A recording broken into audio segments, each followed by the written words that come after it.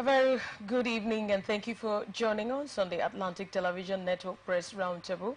Press Roundtable is a convergence of media practitioners who dissect news and current affairs to provide the right balance. Today on Press Roundtable we will be discussing several issues. First of all, insecurity. I'm not in support of violence in Southeast Kano. And Anambra State, Soludo admits neglected bad roads in opposition politicians' constituency. Nigeria, we are doomed without new constitution. Anyoko Adebanjo Sanwo-Olu orders. And finally, today we are going to look at fraud. Reps summoned minister over alleged misuse of $300 million anti-malaria fund. So when we come back on a short break, I'm going to introduce my guest for today. Stay tuned.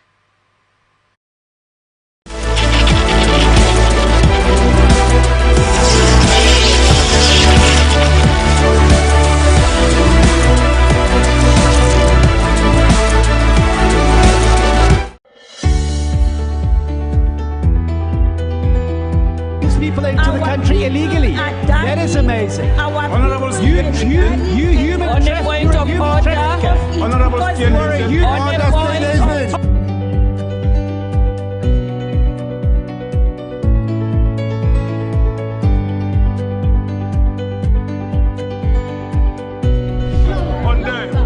they are not picking our calls. They made up their minds. So no agreement with the EU, but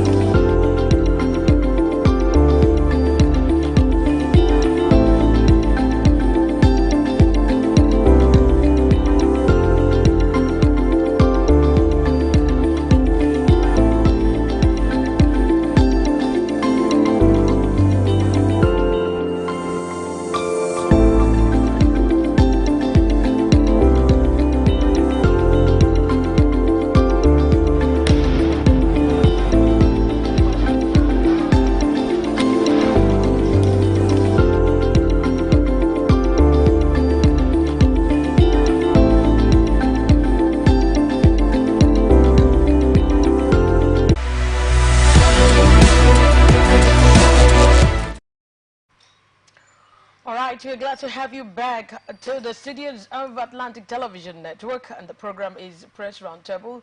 As a matter of fact, this is Press Views. Well, this evening I'm having Victor Eze, popularly known as Sentaboki. He is my guest for this evening's program. I just want to welcome you, Victor Eze. You're welcome. Glad to be with you here. Thank you. All right. My name is Angel Wokoma. Now, let's look at the stories of the detained leader of the indigenous people of Biafra, Nnamdi Kanu. He said he has distanced himself from the violence in the southern east part of the country. He vowed that those behind the violence in the name of being IPOB members would not be spared. Kanu spoke in Abuja immediately after the court ruled on Tuesday after he was denied bail. He noted that the violence persisted because he was being held in the custody of the Department of the State Services. Kanu vowed that if released, there will be peace in the entire southeast. He said anybody committing crime cannot go free. I swear it, that's him. Anybody committing crime in the east cannot go free. They are doing it because I am in the DSS's custody. If I were to be outside, nobody can try this. I suspect that some people in government are complicit. They are making money with the insecurity. They know if Nnamdi Kanu is outside in 2 minutes, this nonsense will stop. Who is the bagger or idiot that will speak when I am speak? That's what he said. I'll give an order in the east. Who is that idiot that will, when I give an order, you counter it? He said nobody can, that he is Nnamdi Kanu. Now, anybody involved in any form of violence in the east in the name of IPOB is a goner. And they know it. Let me come out of this mess. Only 2 minutes there will be peace in the east. Okay. Well, this is actually talking about Nnamdi Kanu of indigenous peoples of Biafra. He's actually saying that he is not in support of what is actually going on in the southern parts. In the east, you know, we hear of gunmen, we hear of crimes and criminality. He said because he is in the DSS custody, that is why they are doing it, because if it comes out, that most people are using the name of IPOB to perpetrate these evils in the society. Now, the news reaching us this evening on our deck says that he wants to get out. He was even suggesting that they should push him to Kuje prison instead of him being in DSS's custody, that he is going to die. But as a matter of fact, I will just single this one out because he said he is not in support of what is IPOB, what people, whatever violence that is happening in the southern part of Nigeria, the southeast. But this, see, a lot of people believe that Nnamdi Kanu is the one sponsoring all this violence in the southeast, and he has now come to say he is not part of it. What can you say about it? This is actually opportunity for press and journalists to air their views and look at what is happening in the society. Well, the issue about Nnamdi Kanu, though, has been lingering for a while. Exactly. And the court case, and ever since he was returned to Nigeria from one of the African countries, and a whole lot of controversies on that. And exactly. Even insecurities have increased in the southeastern part of Nigeria because of his detention. So many people have been like, why not release him, let him go, and all that. And as a result of that, I believe there are a whole lot of groups maybe who are spearheading this violence within the southern eastern part of Nigeria, accusing him falsely, allegedly, because so many things are happening in the southern eastern part of Nigeria, and they all accusing finger on him that he has people, boys, group who are spearheading this just because he was held in the hand of the DSS and in prison and all that. So we are still digging deep to find out if truly he's solidly behind it. But he said when he is out, nobody, once he gives order, nobody can go against his order and all that. And I don't know if he's released tomorrow, if all this insecurity can come to an end in the south. That is where we also know truly there are a group of people who are doing all these things just maybe to bastardize his name and and all that. So we are still looking up to that to see the outcome of it. If truly he's solidly behind insecurities that is going on in the southeastern part of Nigeria or not. And we can also see after each court case, they keep adjoining, and so many people were like, if you can let him go, I believe there will be peace in the eastern part of Nigeria. And now the health issue is also deteriorating and all that, and it's like asking for them to take him back to Kuje prison instead of being kept in DSS custody and all that. Okay, now before we go over to the another stories, I really want to really say something as regards to that. Like, if he has come out to say he is not he's not in support of what is happening in the southern east part of Nigeria, I think that's a good one, because I don't think Nnamdi Kanu of a person, if he is the one spearheading, I think he's going to come out and say, yes, he is the one. Okay, let us negotiate. But let us just go by his words. If he said he's not, we just believe that he's not. But whosoever that the devil is actually using to destroy the name of Nigeria and to perpetrate all this evil, we are begging them to stop, because enough is enough. We're actually going through a lot here in Nigeria. Well, for him to say he is not, we thank God. Now let's look at another story. What Mr. Soludo, while inaugurating 12 kilometers of roads in the Okpoko area on Monday, that's yesterday, explained that the inaugurated road was done because the politician joined his party, All Progressive Grand Alliance. He said, I rejected the advice to develop Nwoke, the street, because the House member representing the area was formerly in the opposition. As of the time he brought the poor state of the road to my attention, according to him, Soludo, and advised it should be repaired, he was in the opposition then, and he didn't listen to him. That is coming from Governor Soludo.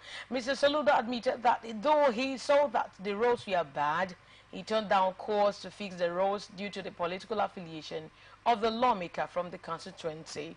He noted that he fixed the road now that the politician had joined his party.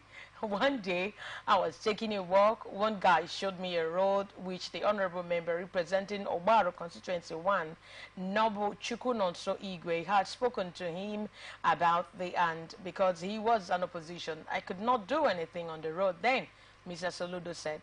Now today, Noble Igwe is in our party and he is a mainstream member, so we have listened to him. When he was in the opposition, he was in the parlor talking, but his voice could not be heard.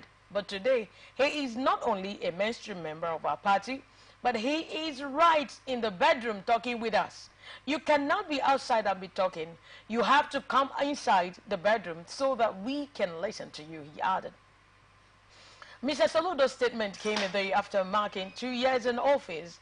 In his 2 years in office, Mr. Soludo said he had not borrowed to run the estate, received the salaries from the state, and his wife didn't own an official car.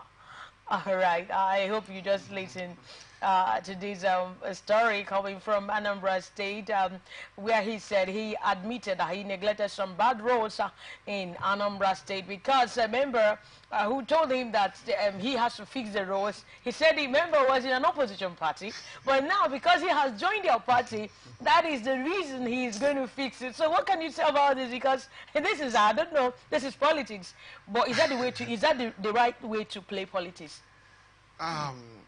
Somehow is funny because as a governor, he's supposed to take care of anywhere regardless of who is in your party, who is not your party. But as you can see, Nigerian politics this time around is as if if you don't belong to their party, nothing comes to you.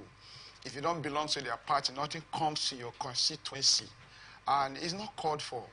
I believe that democracy is the government of the people, whereby everybody have to benefit, get the dividends of democracy, whether you are a member of his party, as he has said, APGA, or PDP, or APC, or whatever party he belongs. And what he said, to me, I feel we don't really, we're not practicing democracy, so to say, because it's a kind of a personal party affair. Then to the detriment of the populace and the masses.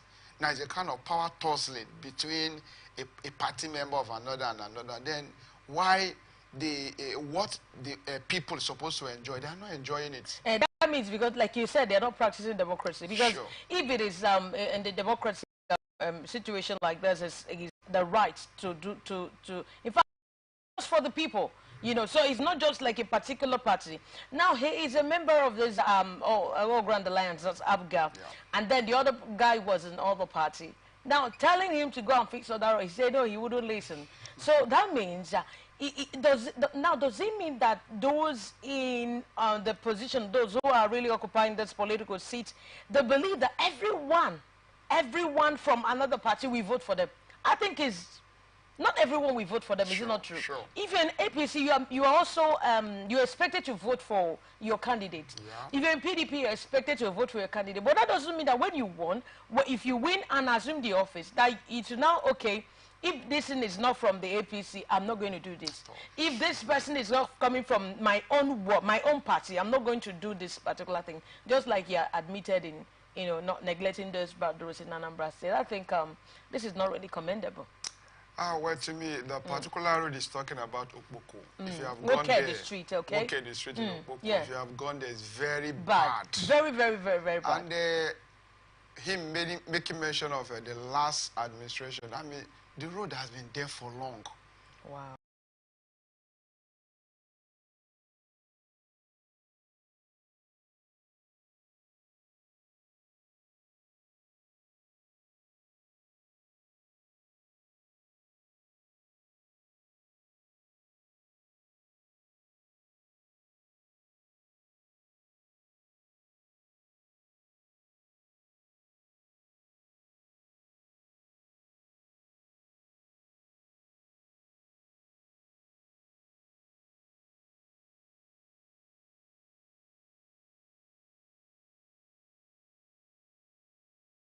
To the detriment of the Anambrarians. And now because who is in there, they come back to his party. I say you cannot be outside our Office. They also want to come back again for people to vote in the next 4 years. And most of them, they have this ambition of ruling for 8 years. Now, people are going to judge you based on your antecedents. Whatever you have done in the past, they are going to put them together and said, okay, this is who you are, and we are going to vote you in the second time.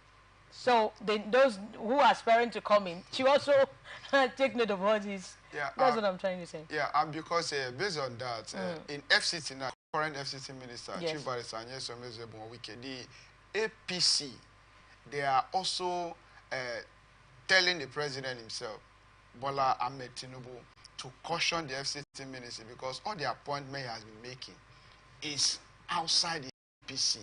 And they are reminding Mr. President, in 2027, if he will get 2% of votes from the APC in Abuja, he should thank his God. Wow. So, because this is what Anambra State Governor is almost doing. Because in the next 4 years, he might want to recontest. And those communities, those constituencies, they say, because you've done this to us, we don't think we can vote you again. So, when you are doing a particular thing, also think about the future, not today, as a politician or as a leader, so to say. That's all I can say about that. Exactly. Yeah, if whatever you're doing as a leader, as a politician, let us try and really work to better Nigeria, Sure. okay? Yeah, because I think all these things are giving us a very bad image in Nigeria. You don't just say, it's only my party members that go whatever the challenges they're going through. No, it's just for the masses. But that goes into another story that talks about Nigeria saying that they are doomed without new constitution because Anyoko and Adebanjo, Sanwo-Olu and other people say that. But before we go into the story about Nigeria and that they are doomed, not Nigeria, we are doomed without new constitution. So before we go into that, I just want us to take a quick break. When we come back, we take the story.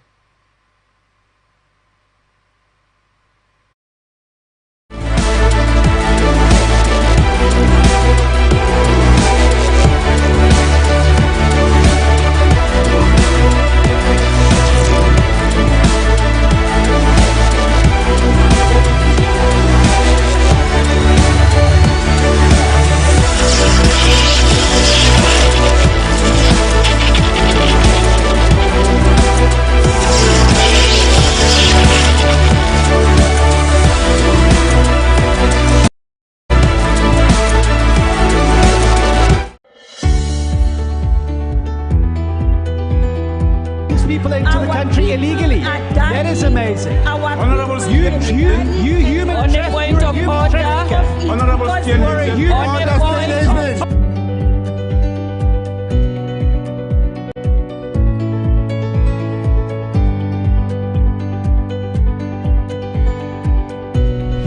on them. They are not picking our calls. They made up their minds to do these people.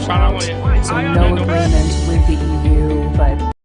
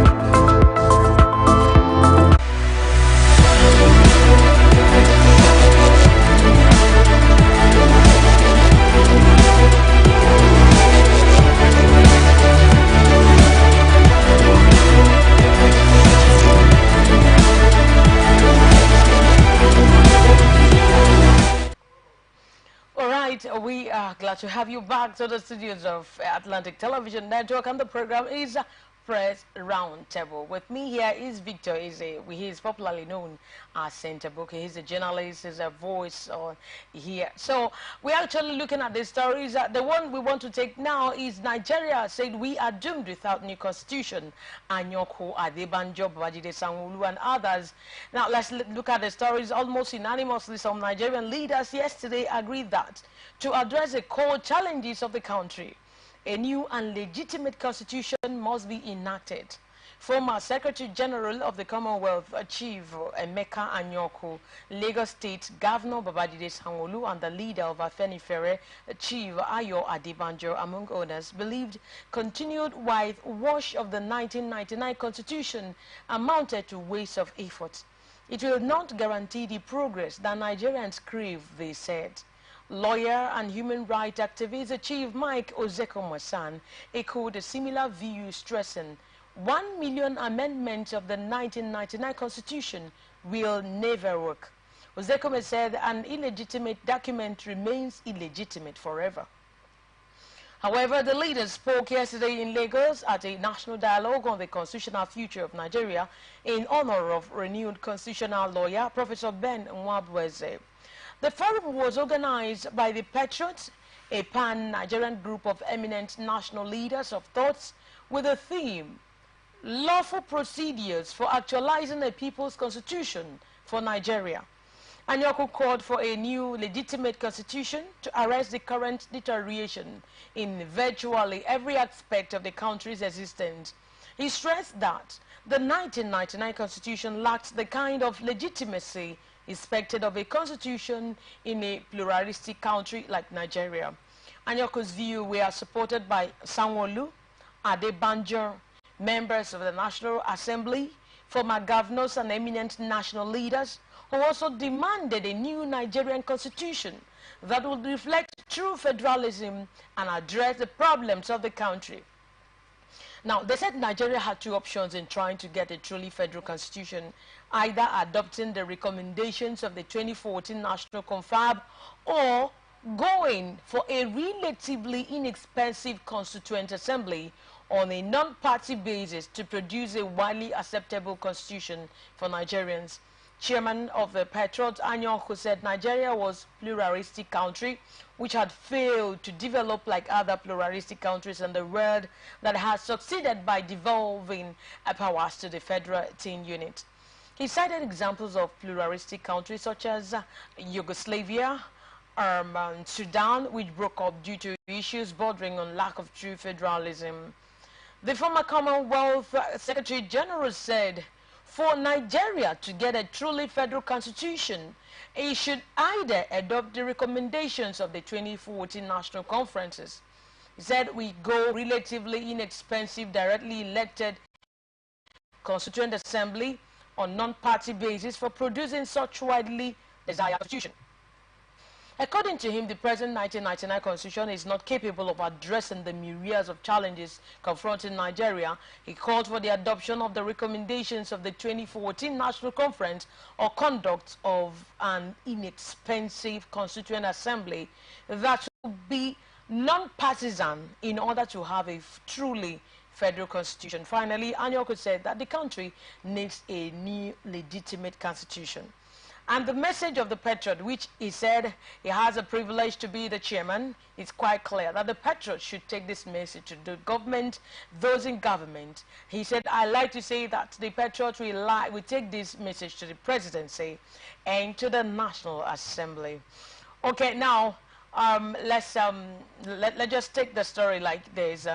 Actually, there's Anyoko and Babajide Sanwo-Olu, Adebanjo. Most of them are saying that they have to really work on the Nigerian constitution, while other someone like Ozekome said something that is illegal will remain illegitimate forever.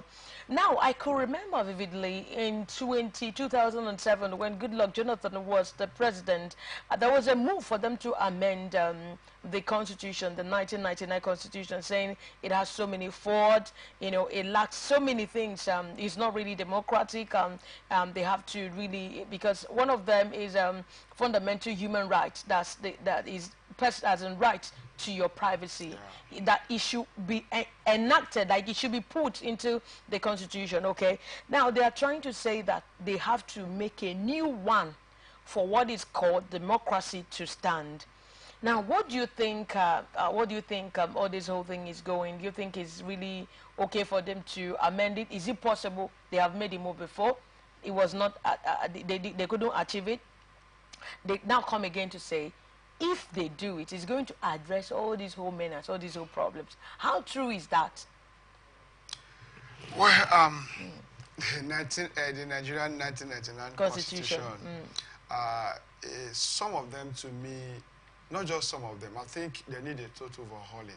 Okay. From the beginning, because most times, most of the Constitution we see or we hear, like when it comes to election, they will bring in Electoral Act, and they will like touch a part of it, and when another kind of activity comes in, they also visit, and it's not helping the Nigerians at large.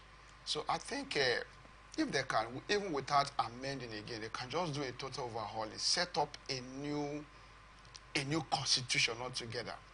And one thing again I also observe is like if the Nigerian constitution is as if it is a partisan kind of constitution, whereby when a particular person comes on, he will like amend a particular side that may want to like favor him or her, without thinking about the masses and all that. And I also find out, because when they say freedom of expression and no policeman is allowed to like move into your privacy, like start searching your phone and all that, but it happens. So I don't really know how we can do that. But to me, I just feel like we can just set up a new constitution instead of keep amending and amending. Yeah, because that constitution is already tagged as a bad document. Sure. The whole entire constitution of 1999 Nigerian constitution. Fine. They said it's a bad document. That now, how can you now go and amend what is bad? Okay, now instead of them to say, let us go and amend this one, they want to remove it entirely and then put up another constitution.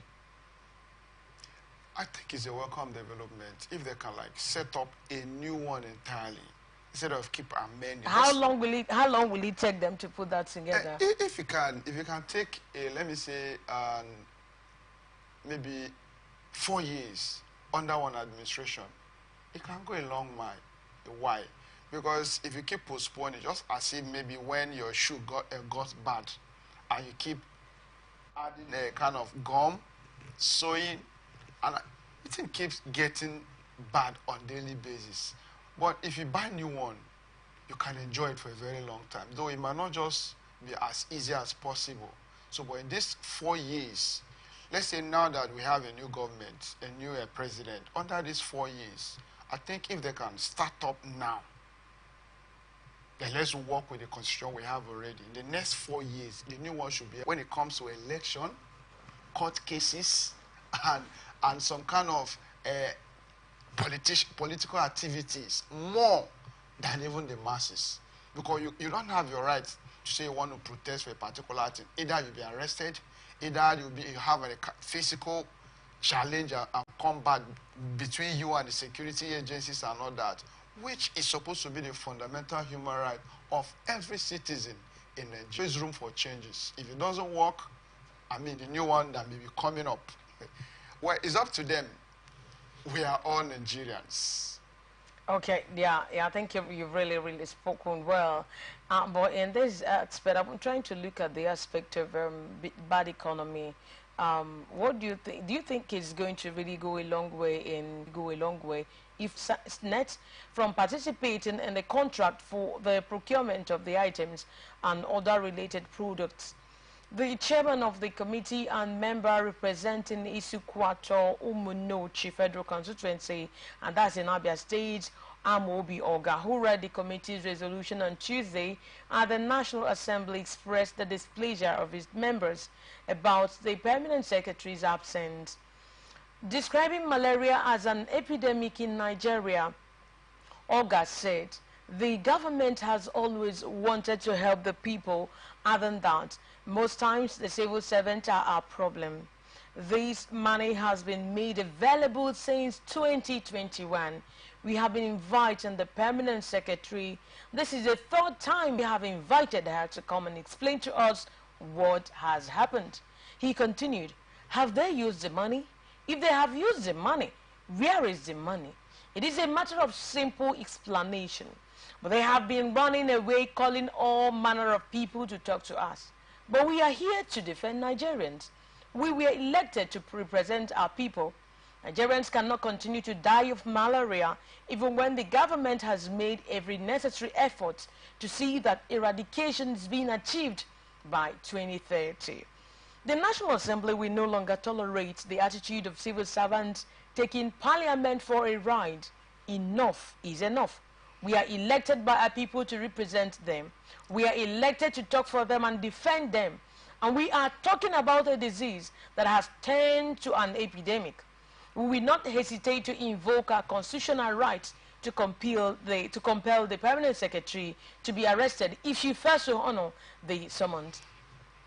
The lawmaker noted that a few weeks ago, the committee received a petition from seasoned law firm on behalf of Roses Textile Mines Limited, accusing the Ministry of Health and Permanent Secretary for denying indigenous manufacturers of insecticidal nets from participating in the contract for the procurement of the nets and other related products. Oga also called for the parliament intervention to address the issue. He said, it is clear that the National Assembly has intervened on this issue. We are